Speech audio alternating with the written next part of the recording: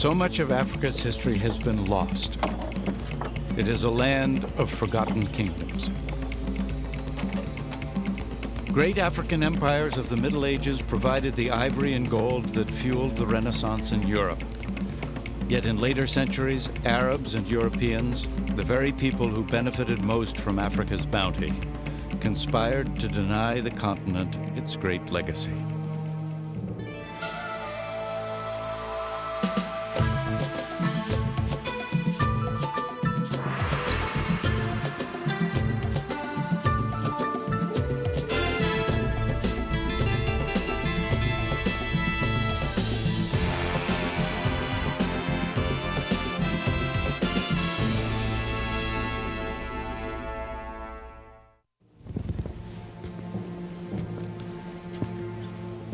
White explorers refused to believe black Africans were capable of anything more than mud huts and pagan beliefs. To justify their exploitation of the Dark Continent, white colonizers claimed Africa's lost civilizations for white ancestors. There is definitely a deeply ingrained idea in the Western world that Africans are a people without history. Even the Regius Professor of Modern History in my old university, Oxford, in my own lifetime could address a mass audience in the United Kingdom through the media and say, maybe in the future there will be African history. But at the moment, there is none. There is only the history of Europeans in Africa. The rest is darkness. And darkness is not a subject of history. The great African civilizations relied on an oral tradition to pass on their ancient legends of mighty chiefs and tribal conflicts. Generation after generation heard these stories, but gradually the memories faded. Even the names of kings were forgotten. With no written record, the mighty empires of Africa's past became as vulnerable as their land.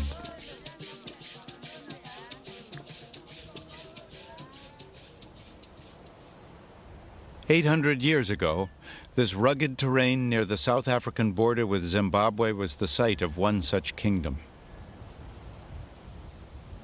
All outward signs of their civilization have long vanished, yet the local Venda people know, through whispers from their ancestors, that great kings and queens were once buried here, high above the bushveld on the summit of a cliff. A burial ground created with thousands of tons of soil carried here to cover the bare rock of the clifftop. Each body was adorned with gold treasures before the royal graves were sealed.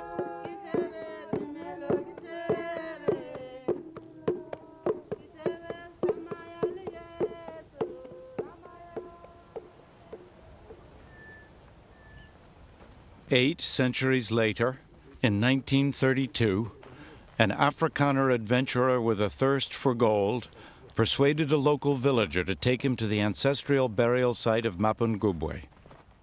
Today, Ernst van Graan, grandson of the explorer, retraces that journey. Well, my grandfather, he was a treasure hunter. He was always interested in finding gold, and he was actually looking for this place for almost 5 years. Centuries of superstition had protected this royal burial ground from theft. Their guide dared not even look at this sacred hill, fearing he would be struck blind. The local Venda people, they call this hill Mapungubwe, the hill of the jackal. And they call it the hill of the jackal because they believe there's evil spirits and things going around there. When they approached the hill, there was these vertical cliffs, and it seems to be impossible to get onto the hill. And then they found this secret passage going up behind me.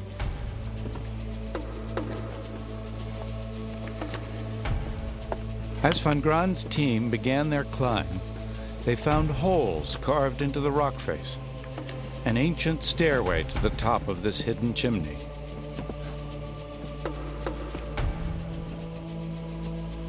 They feared the climb to the royal burial site could well be booby-trapped, with giant boulders poised to fall and crush them at any moment. But their ascent was safe. They were about to uncover some of the last remaining royal treasure in all of southern Africa. Normally, recovered gold objects were destined for the melting pot. Another important chapter in African history would have been doomed. And originally that was their plan.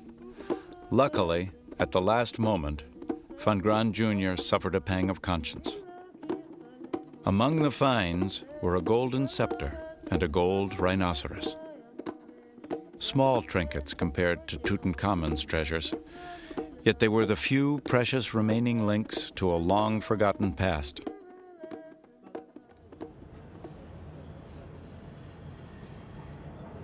Van Graan had been a history student in Pretoria.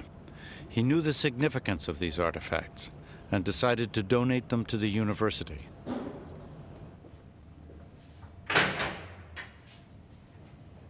Though rescued, these treasures remain hidden from public view, locked away in archaeology department vaults.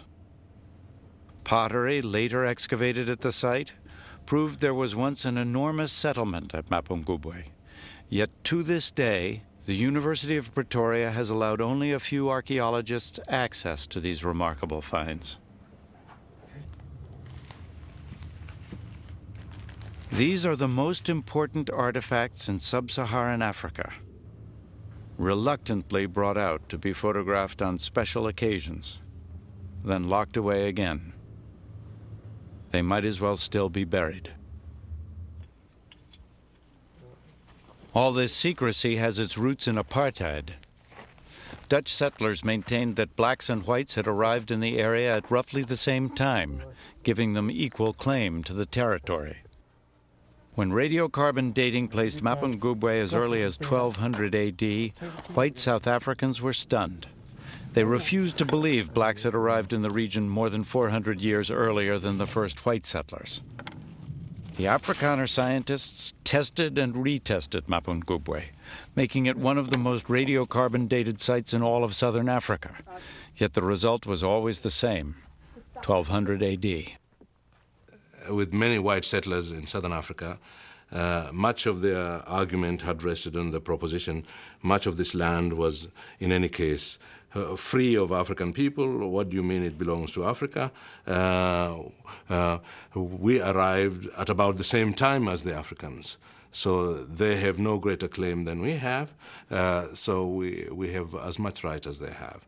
So to tell them that, look, but they were here hundreds of years before you, undermines some of their basic claim to a special status in southern Africa.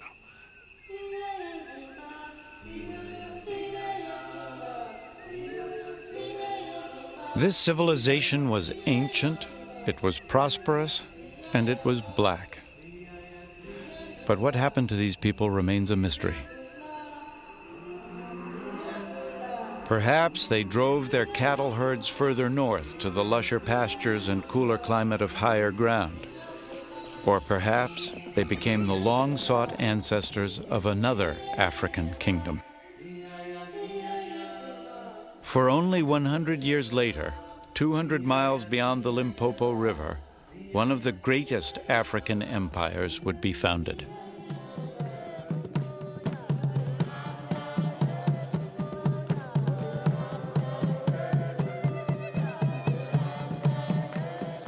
While Europe was in the Middle Ages, southern Africa was dominated by the Kingdom of Great Zimbabwe.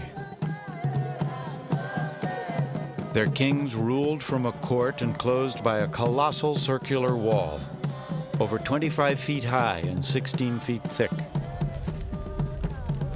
Little is known about the empire.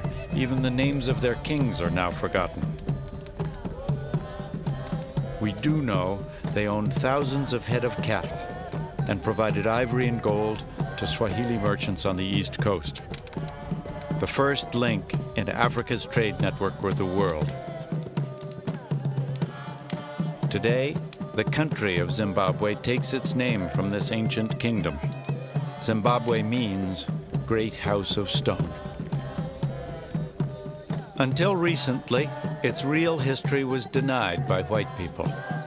They were convinced that black Africans could not have created such monumental structures.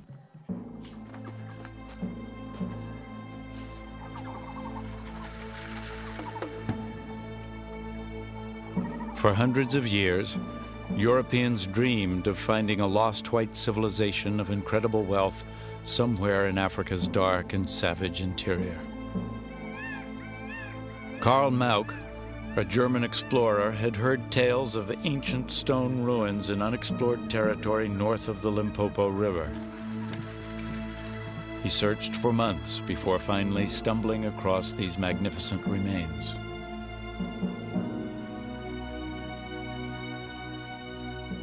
Tuesday, 5 September 1871. I saw a short distance away an apparently round edifice. It's built without any mortar of hewn granite slabs. The outer wall is about 150 yards in diameter.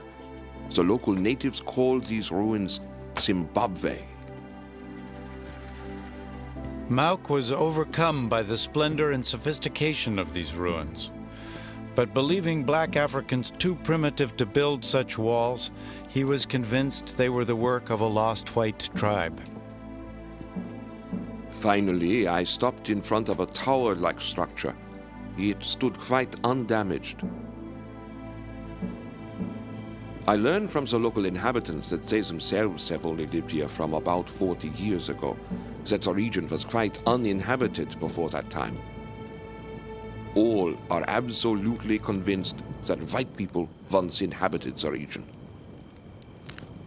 He drew African artifacts in his notebook, but refused to believe that this city was built by blacks.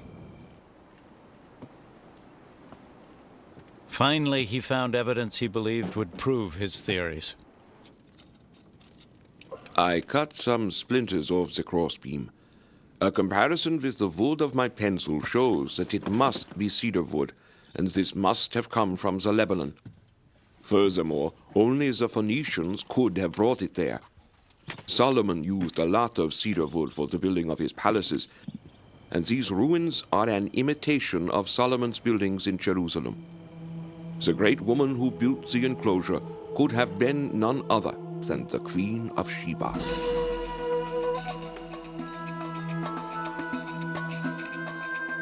This place, according to Mauck, was biblical Ophir, the city of gold. The story of the Queen of Sheba is first told in the Bible. Laden with precious gifts of gold and gems, this mythical white queen visits King Solomon in Jerusalem. She is said to be a temptress, with a lustful body beneath her silken robes. She gives the king everything he desires. Karl Mauck concluded the Queen of Sheba must have been the Queen of Great Zimbabwe, and this place, her palace. Mauck's racist theories were quickly seized upon as valuable propaganda by white settlers seeking to expand the British Empire. Any proof that whites had been here in biblical times would help justify their new exploitation of the region.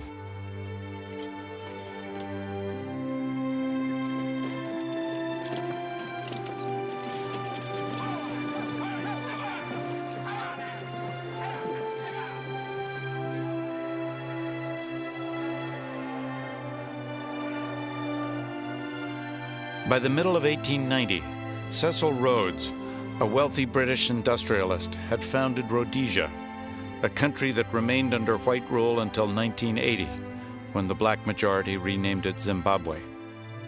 Rhodes carved out for himself thousands of miles of land, rich in diamonds and gold, including the ruins of Great Zimbabwe.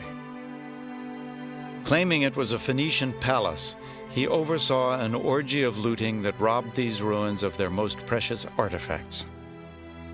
One of the great tragedies of Great Zimbabwe is that people were doing intensive excavation work here in the firm conviction that at the bottom of all this debris was the key to the mystery, the Phoenicians, whoever it was who built it. And of course, once they got down to the bottom and the clearance was complete, they had destroyed all the evidence of all the human habitation that actually went with these walls. This act of historical vandalism still angers Peter Garlick, once an official in charge of the site. So great was the damage that the true history of this place was almost lost forever. But in 1929, a large-scale expedition of British archaeologists attempted to unlock Great Zimbabwe from the bosom of the Queen of Sheba. Gertrude Caton Thompson, the leader of the group, was determined to solve the riddle of Great Zimbabwe once and for all. Gertrude Caton Thompson was a formidable woman. Her archaeological standards were of the highest. It was an all-woman team. I think very deliberately she always worked with women and was one of the first feminists in archaeology.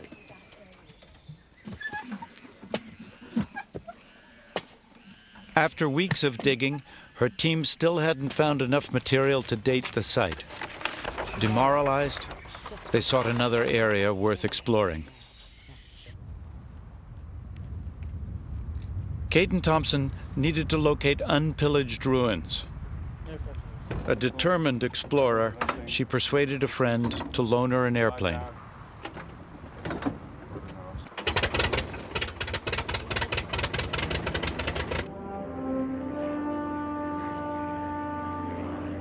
As she swept past the back of the Acropolis, she noticed an uncharted path to the top. It was obscured by vegetation and led to a new set of walled enclosures.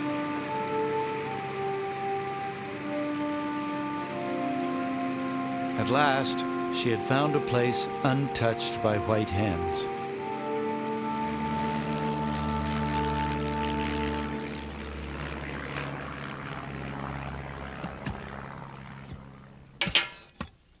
The work began the following day.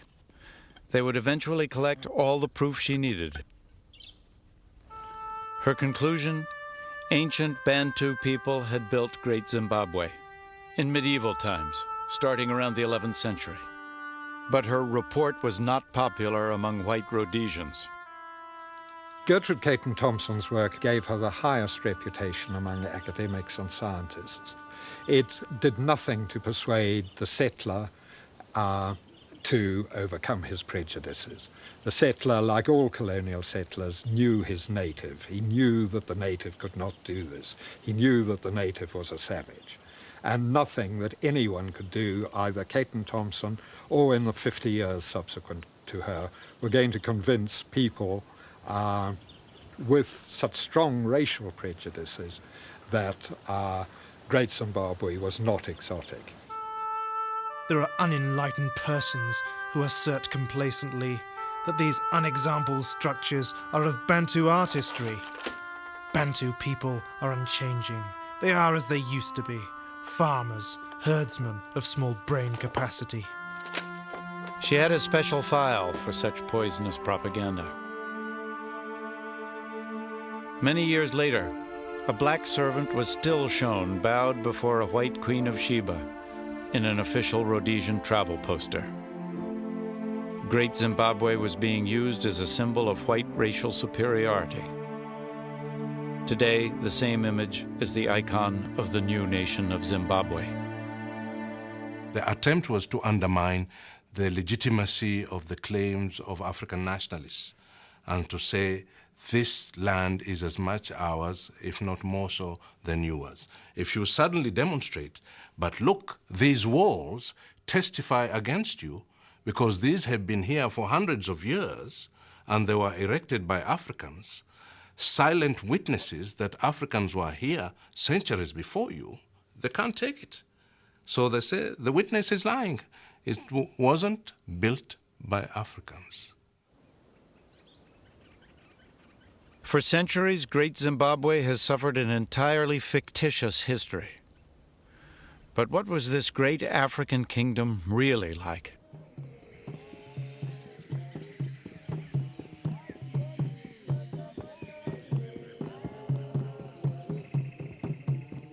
In its heyday during the 14th century, Great Zimbabwe was a thriving metropolis, unique in all of Africa. It was as big as London at the time, with a population as large as 18,000 crammed into just a few square miles. Inside its great stone walls was sub-Saharan Africa's oldest known urban culture. The noise must have been overwhelming. Smoke from hundreds of cooking fires would have darkened the sky. It was the capital of an empire that stretched for thousands of miles and contained hundreds of mini-Zimbabwes, each with its own ruler. In Great Zimbabwe, a king's influence carried on long after he died. Spirits of ancestors remained an ongoing presence, both as powerful rulers and spiritual advisors. Today, the local Shona people are thought to be descendants of the people that built Great Zimbabwe. In modern Shona culture, the spirits of ancestors are still regularly contacted through a ceremony performed by a medium in a cave below the Acropolis ruins. The Shona are very religious people. They believe strongly that their ancestors are not dead and gone forever, that they are alive. Through their mediums, they can punish them, they can bless them, they can pray for them. And therefore, if you don't follow what they say, you are likely to come into misfortune. Stan Mudinge, a Zimbabwean government minister, has studied the ancestors of the Shona people.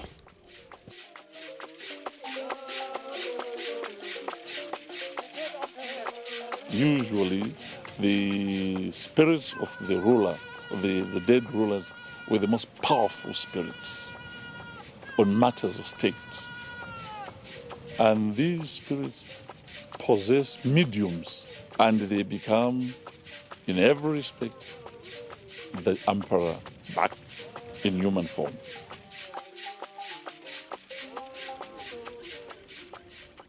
High on the Acropolis overlooking the kingdom is a sacred enclosure where we can imagine what used to happen.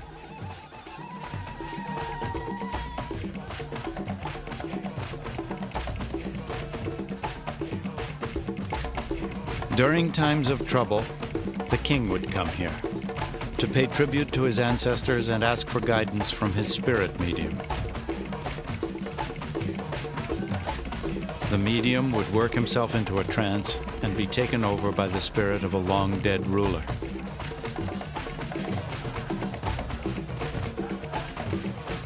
This supernatural link between the king and the nation's founding fathers was fundamental to the culture. Through his medium, the king exerted influence over the spirit mediums of lesser rulers.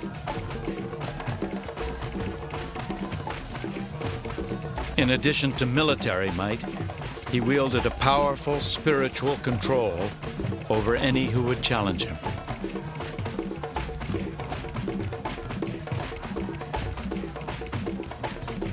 You didn't need a huge army to control. You had control psychologically. You could make people peaceful. You could make the pronouncements which people will follow and will obey. These great stone birds were symbols of that power and are among the few icons to be salvaged from this sacred place. This was the civilization which represented the highest achievement of the Bantu-speaking people in this part of Africa. The wealth which they accumulated enabled them to build such massive structures as they have built here at Great Zimbabwe. Especially down there in the valley, I think there was sheer arrogance, pomposity, the great madness which seized Louis XIV to build the great Versailles Palace That was not a place for one man to live in. That was making a statement of his wealth, the significance of his country, and what he thought of himself. And the same madness seized the people here and built these huge, magnificent stone structures which we now admire. Great Zimbabwe was constructed over several centuries by a devoted people.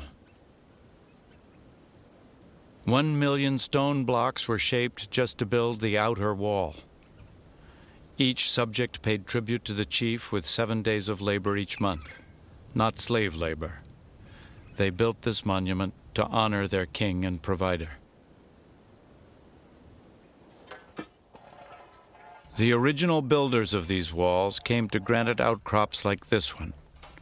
Today they still quarry blocks, as they have for centuries, to repair the broken walls of their ancestors. By heating the granite with fire and throwing water along the fault lines, the rock shatters into thick slabs.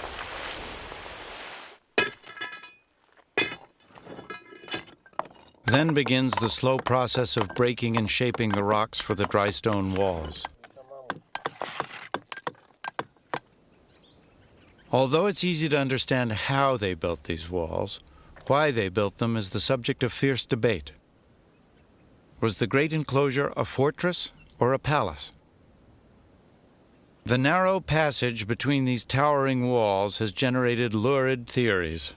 Many believe it stopped men from spying during female initiation ceremonies. Most likely, though, it was simply to maintain absolute privacy for the royal household. That still leaves the enigma of the giant cone-shaped tower. The first Victorian investigators focused in on it as a sexual symbol, as a male penis in stone. This has been resurrected on several occasions subsequently, but there is no evidence, either in its form, its decoration, to suggest it. There are fragmentary traditions that suggest that it represents in stone the great clay grain bins in which the staple food was stored. And this makes some sort of sense of the monarch, the king, as provider of his people's food. Funding this vast construction in the 1300s required a booming economy. And the source of that wealth was cattle. A chief's status was based on the number of cattle he owned. A rich man would have many cattle, so he could afford many wives, who would bear him many children, who would provide more labor to cultivate more land. During the dry season, when there was little work, farmers became gold miners.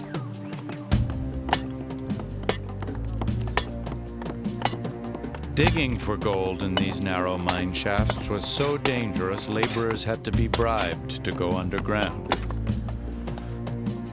Most preferred panning in the riverbeds.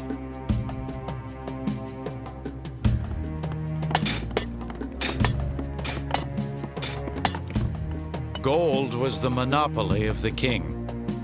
He paid his miners in cattle, reserving the gold for himself for exchange and barter with the Swahili merchants of the East African coast.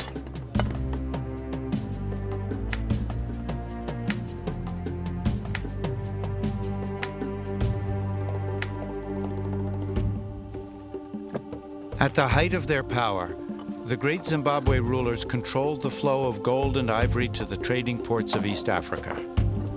And this trade would fuel construction of some of the most magnificent cities in the ancient world.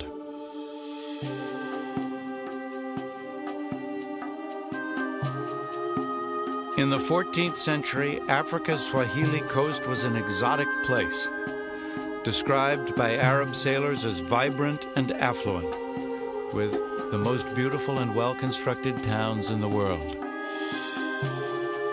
This was the setting for the legendary adventures of Sinbad and the Arabian Nights. Persian carpets were exchanged for African ivory. Porcelain was traded for gold.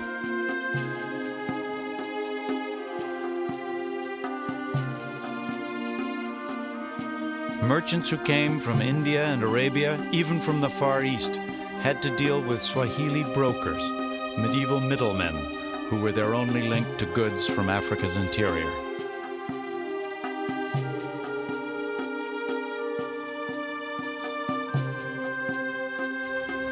The Swahili built and sailed the dhows and navigated the treacherous channels to the many trading ports.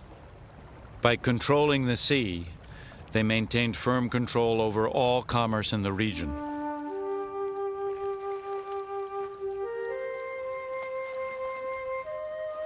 Every year, hundreds of boats awaited the monsoon winds to carry their goods back to the Middle East. By the 10th century, gold, ivory, and quartz were pouring into the Mediterranean. Commerce on a scale not seen since Greek and Roman times. This prosperous coastline had ports and cities that stretched 1,800 miles from present-day Somalia to Mozambique. Their trade networks extended from Arabia to India and on to China. In the 15th century, the Swahili even exported a giraffe to China, causing a sensation at the imperial court.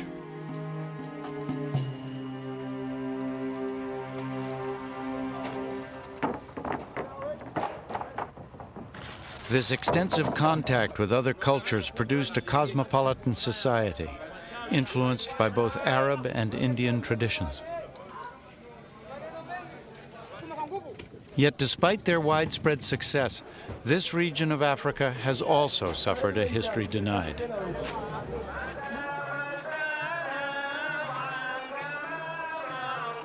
The confusion can be traced back to the first Arab traders and the introduction of Islam. The Swahili adopted Islam 1,000 years ago, and this shared religious code helped create mutual trust in business deals. The call to prayer would have brought together the Arab traders and the African merchants. They would have washed in cisterns like these, then entered mosques as grand as the medieval cathedrals of Europe.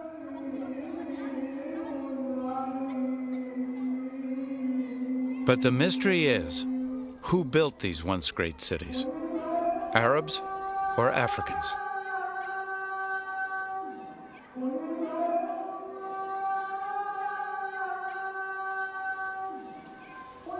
Archaeologist Mark Horton is studying the ghost towns of Africa's coast. He has revolutionary ideas about their origin. When archaeologists first came here in the 1920s and found these ruins covered by jungle, they naturally assumed they must be the work of Arabs. You've got here stone tombs made of coral from the sea, decorated in porcelain bowls. You've got houses and palaces with elaborate niches and toilets. You've got mosques with their minarets and with their mihrabs. This surely must be the work of Arabs. But I now believe that, in fact, this interpretation is wrong, that these are an African society.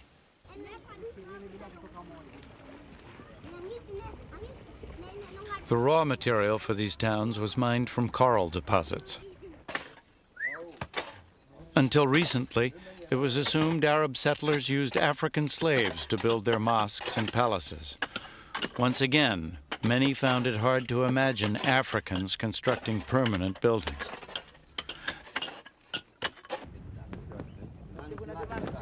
Now it is thought the Swahili played a much more active role in creating this trading empire, and that the wealthy merchants who built these coral towns were African, not Arab. It's a complicated story to untangle. By the 18th century, long after many of these coastal cities had gone into decline, the east coast of Africa was actually ruled by Arab sultans from the island of Zanzibar. To support their territorial claims, they insisted Africans were mere bystanders in the development of Swahili civilization. For 10 years, Mark Horton has been helping the Swahili rewrite their history and lay claim to their rightful legacy. For Horton, this derelict building is a testament to the betrayal of the Swahili people. It's called the House of Wonders. This vast building represents the final humiliation of the Swahili. It was a present by the British to the Arab Sultan of Zanzibar in the 1880s. The British wanted to carve up large tracts of East Africa, but unfortunately the Swahili were in the way. They were the people who'd lived there for thousands of years. And so they pretended that the Swahili had no history, it was simply Arab history. And by giving this building to the Arab Sultan of Zanzibar, it was possible to create a whole new myth about the history of East Africa. And that is why we no longer have an idea of who the Swahili were.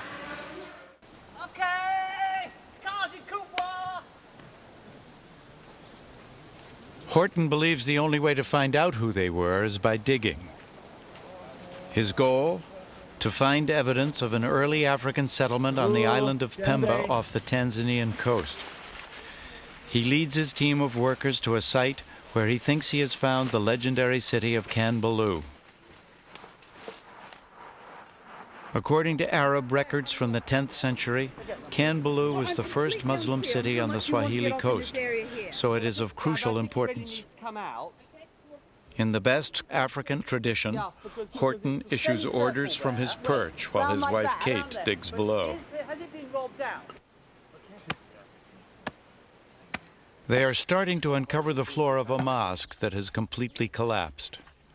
Horton hopes it will reveal how Islam came to East Africa.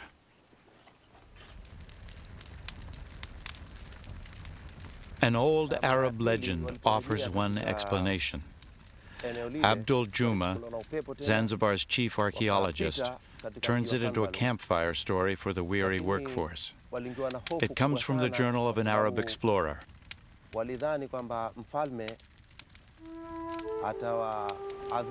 Back in 922 AD, he wrote that a ship of Arab sailors set sail from Oman to an African trading post called Kanbaloo. But a storm drove them much further south along the coast.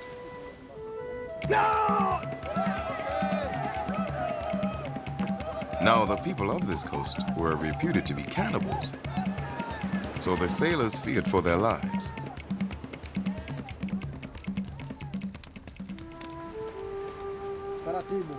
The frightened Arab merchants were brought ashore and dragged before the king.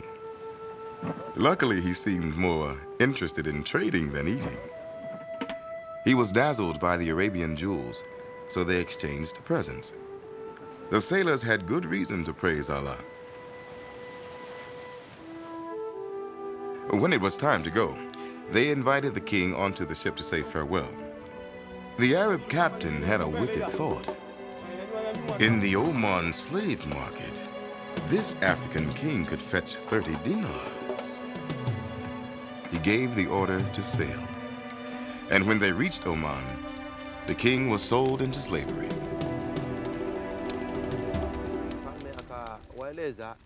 Over the next year, the king learned Arabic and studied the Quran and eventually became a devout Muslim. Then one day he escaped from his master and walked back thousands of miles to his village. Several years later, the Arab captain who had betrayed the king set sail on another voyage to Kanbaloo. Once again, their ship was blown south. Once again, they found themselves off the land of Zanj. The Arab merchants were stunned to see the king they had sold years before and begged for mercy. "Go, you traitors," he said. "If I have forgiven you, it is because through me you have introduced my people to Islam. So in future, when Muslims come here, we will treat each other like brothers." This time, the king did not see them off.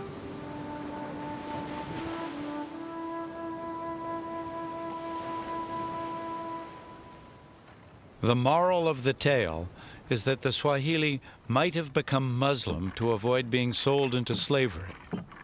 Horton thinks the spread of Islam along the Swahili corridor was a kind of insurance policy against the Arab slave trade. Kanbaloo, the Arab captain's destination in the tale, was a thriving trading port along the east coast of Africa. If this is Kanbaloo Horton has found, then beneath the floor of this stone mosque, there could well be earlier mosques built in a more traditional African style.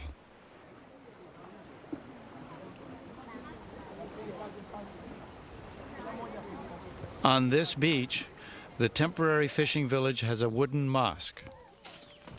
Swahili only live here during the fishing season, as they have for 1,000 years. But they always build a mosque, one probably similar to the very first Swahili mosques. So, Mark, this is a timber-built mosque with thatch, typical of early mosques on these villages. Right. And when they abandon these, they graduate to one made of mud? Yes, mud and timber mosques. And usually it becomes larger than this timber mosque. And then, again, one then has a stone one? Yes, they built a stone on the same spot. One on top of another? On top of another.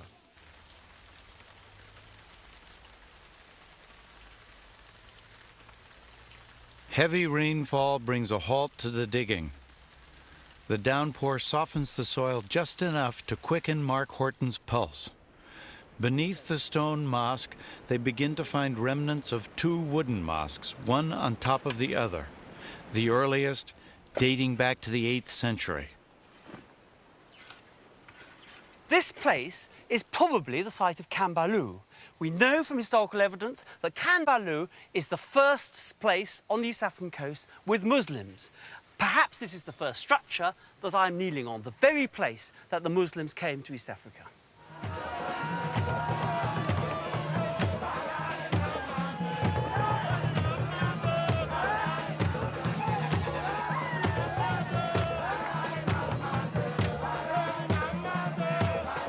A Muslim festival honors the birth of Mohammed, but on the Kenyan island of Lamu, the celebration pulses to a uniquely African rhythm. The clans race dhows around the archipelago and surge along the harbor front. Islam may have come from Arabia, but this is a Swahili celebration in a Swahili town. Yet even many Swahili continue to believe the foundations of their civilization are Arab. Some of the confusion was self-perpetrated in the sense that many Muslims among the Swahili people preferred to identify themselves in Arab terms. So they added to their racist tendencies of outsiders who wanted to deny Africans any credit anyhow. So these Muslims had quasi-religious reasons for self-Arabization, and Western observers had racist reasons for crediting the Arabs with Swahili civilization. And the two forms of reasons converged to create the confusion.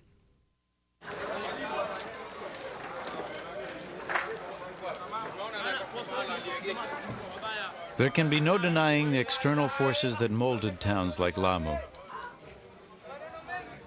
The intricate wooden carving on doorways is a typical Swahili feature.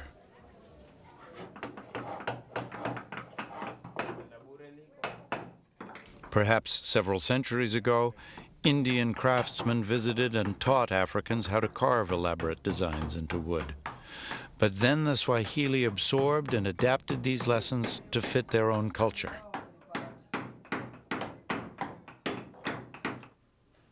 Perhaps Persians introduced the ornate designs carved into the walls of houses. But today, Swahili craftsmen practice the art of molding wet plaster.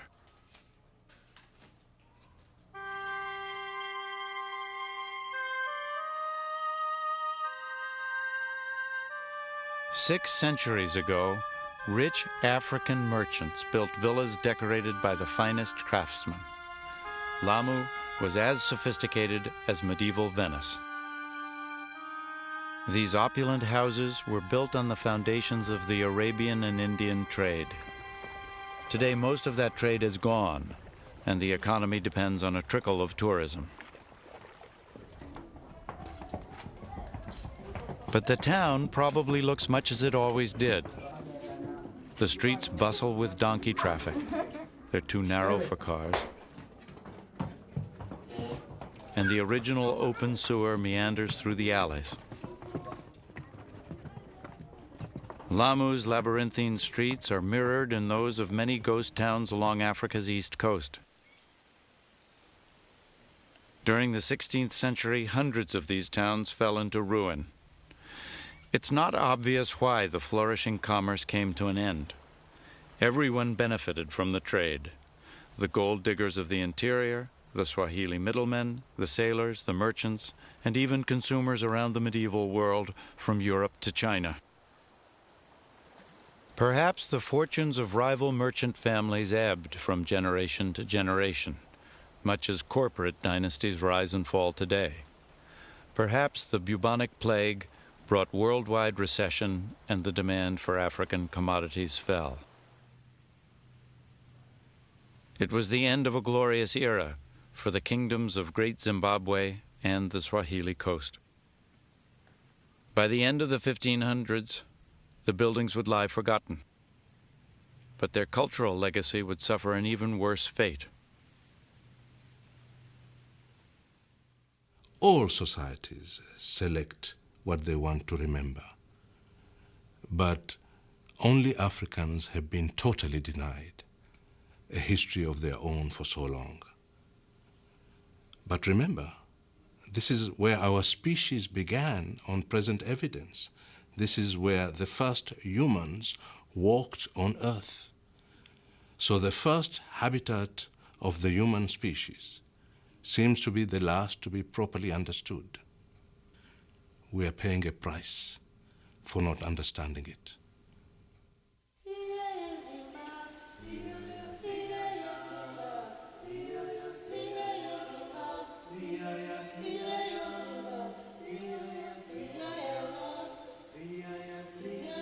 When European settlers first came to Africa, they dreamed of discovering a lost white civilization of fantastic wealth and beauty. Surprisingly, even today, the myth lives on.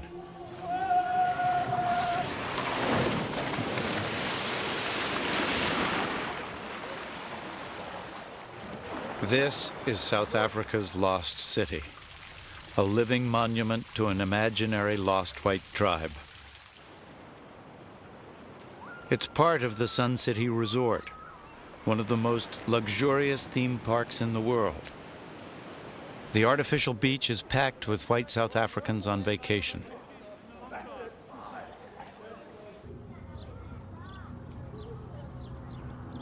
A labor force of several thousand black South Africans keeps the dream of the lost white tribe alive. Each night, they return to their shanty towns, discreetly hidden behind the hills.